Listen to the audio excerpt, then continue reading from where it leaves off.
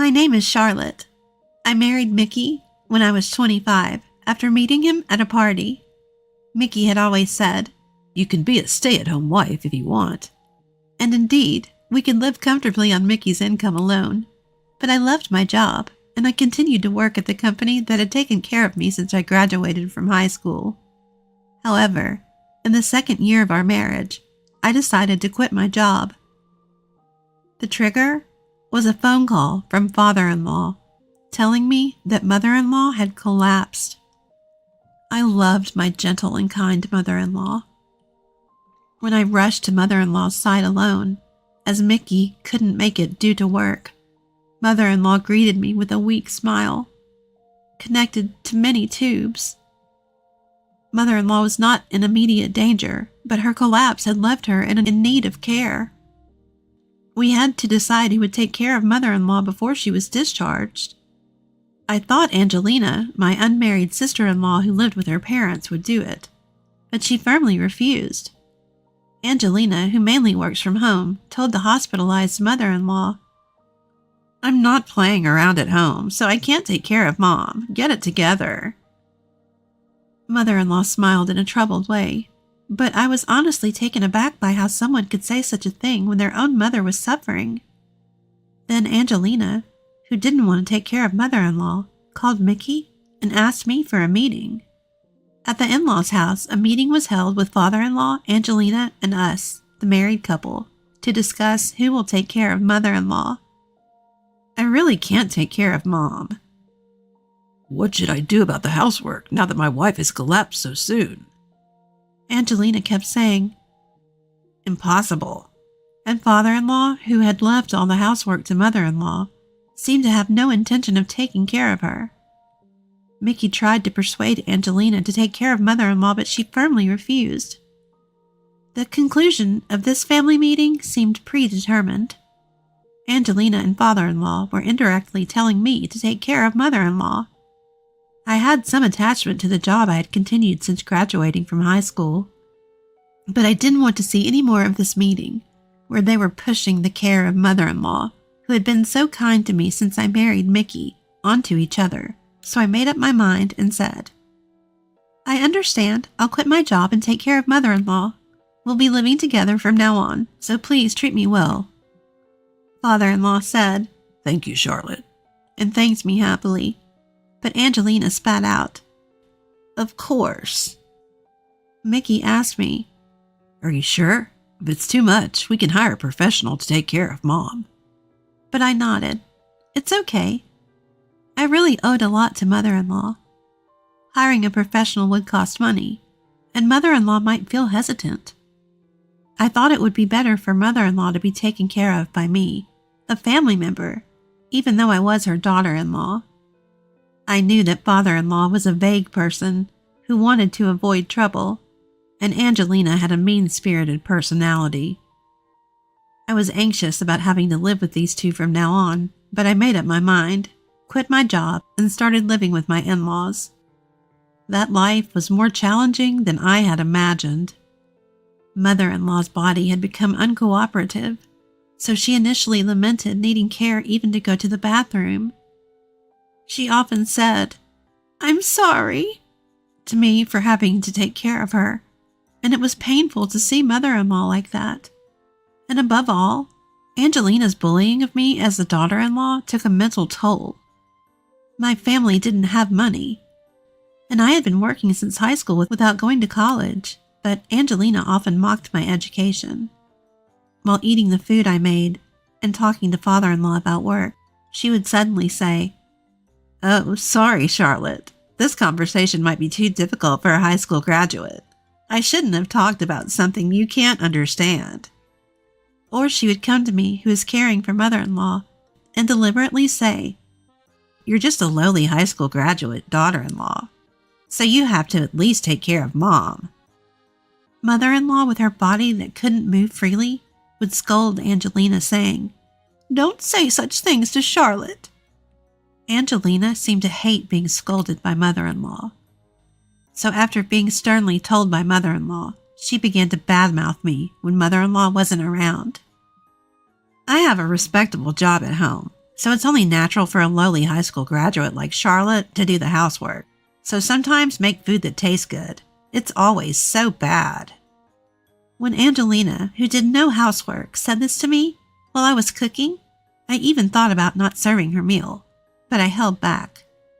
When she found an unclean spot, she would say loudly, "Wow, a trashy daughter-in-law. Can't tell the difference between trash. There's so much garbage piled up." But I held back then, too. I didn't want it to become known that Angelina and I were not getting along, as it would be a mental burden on mother-in-law. I endured and lied to mother-in-law, who would ask, "Is she not being mean to you?" With a smile saying, "I'm fine." Mickey knew Angelina's personality and often worried about me. "Are you not pushing yourself too hard?" he would ask, and I would lie to him too, saying, "I'm fine."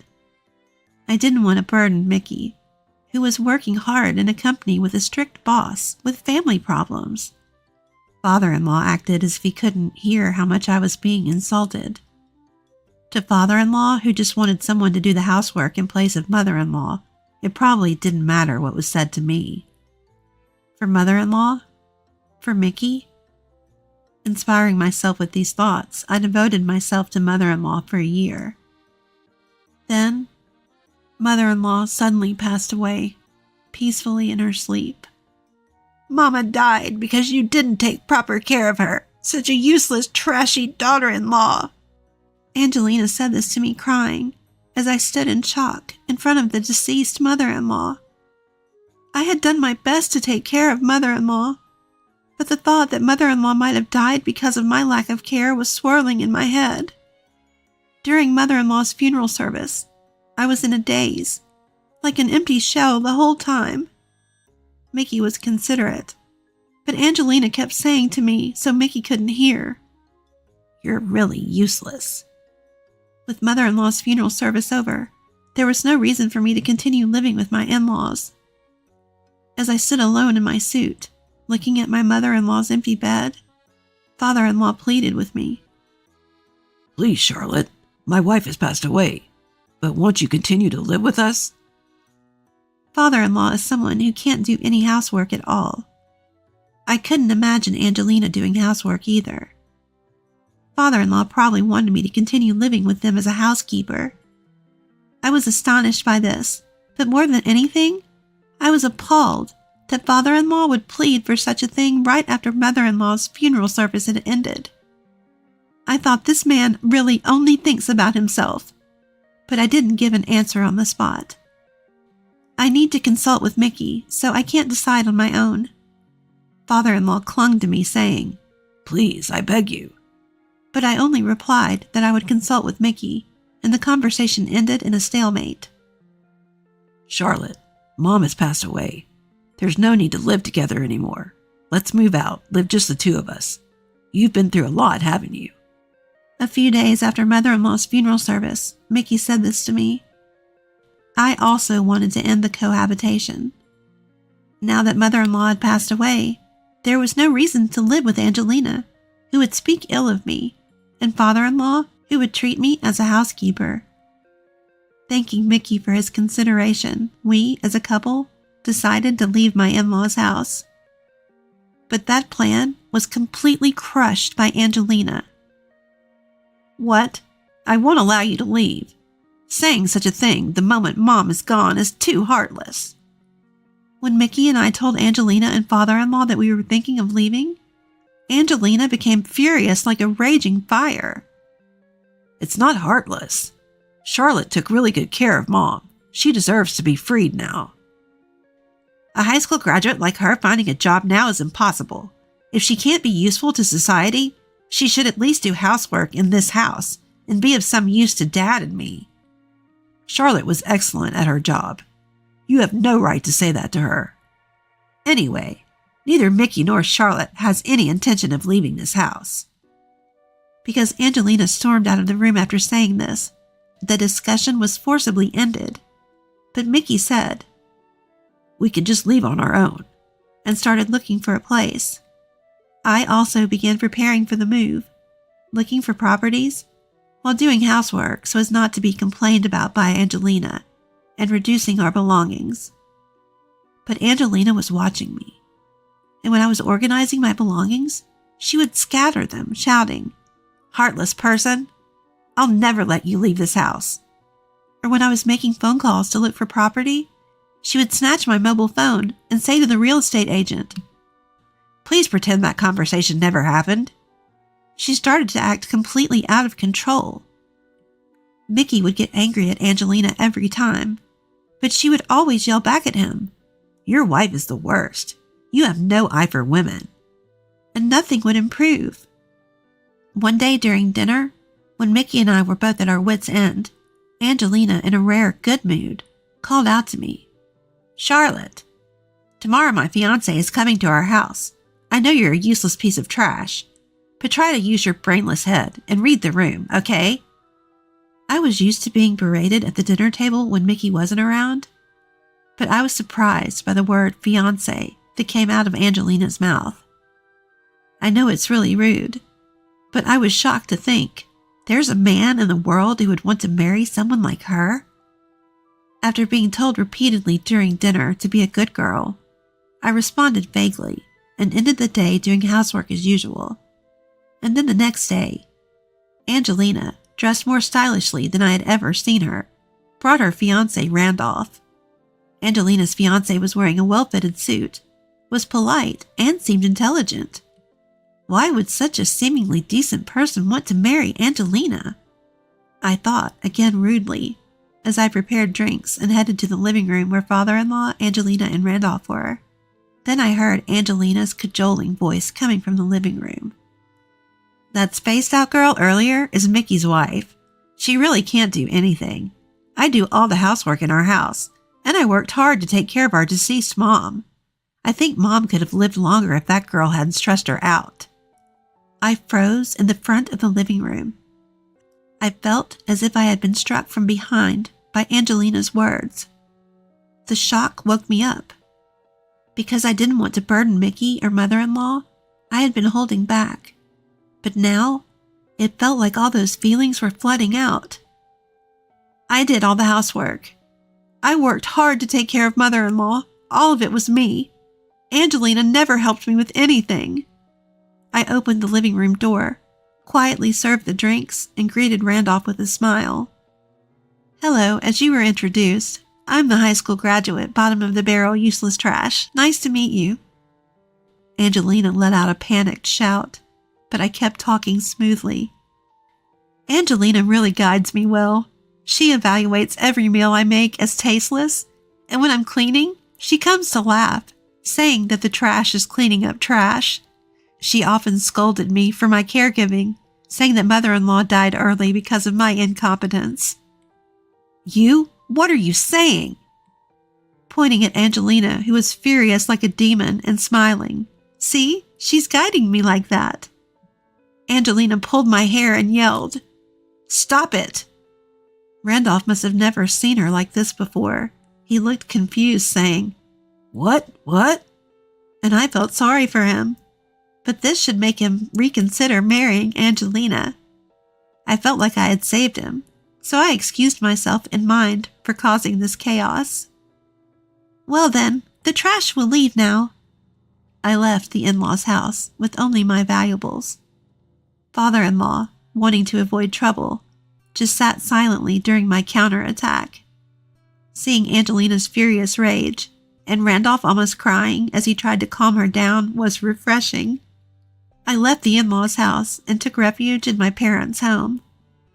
When I explained the situation to my parents, they were appalled by Angelina's behavior and father-in-law's indifference and told me, "From now on, do as you please, Charlotte."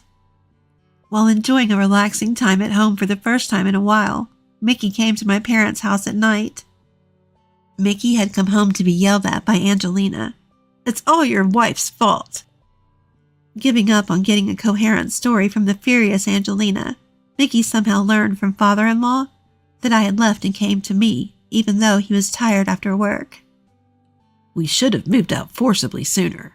I knew that my sister and father had been tormenting Charlotte all this time, and I'm sorry I couldn't help. From now on, I'll always protect Charlotte. So, if you're okay with me, I want you to stay with me as my wife forever. Mickey, you've always tried to protect me, haven't you? I'm sorry for ruining Angela's engagement. Even Angelina, as she is Mickey's blood-related sibling. Mickey hugged me as I apologized and repeatedly told me, Charlotte, you did nothing wrong. I stayed at my parents' house for a while, and Mickey moved my belongings. Afterwards, Mickey and I found a nice property, moved there, and were able to start a peaceful life. We received calls from Angelina and father-in-law every day, but we blocked them. According to Mickey, Angelina's engagement was called off. Randolph was taken aback by the overly excited Angelina and said, I need to think about marriage. And then became unreachable. Angelina was crying and yelling at Mickey. It's your wife's fault. But Mickey calmly replied, Charlotte just told the truth. Father-in-law seemed desperate after losing his housekeeper, his daughter-in-law. He asked Mickey, Can you bring Charlotte back? But Mickey said, I'm cutting ties with this house, and left the in-laws' house. As for me, I found out I was pregnant a few months after leaving the in-laws' house. When I told Mickey, he was thrilled, and he changed jobs from the strict company where he was working, saying, I can't raise our child together with my current job. Mickey decided to change jobs. I believe he's trying to keep the promise he made when he came to pick me up at my parents' house, that he would protect Charlotte. Since we've cut off contact with the in-laws, we haven't reported that we're having a child. I think there's no need to report it, as I'm sure that even if Angelina and father-in-law knew I was having a child, their attitudes wouldn't change. Now that my belly has grown, Mickey and I are looking forward to the birth of our child and living happily day by day.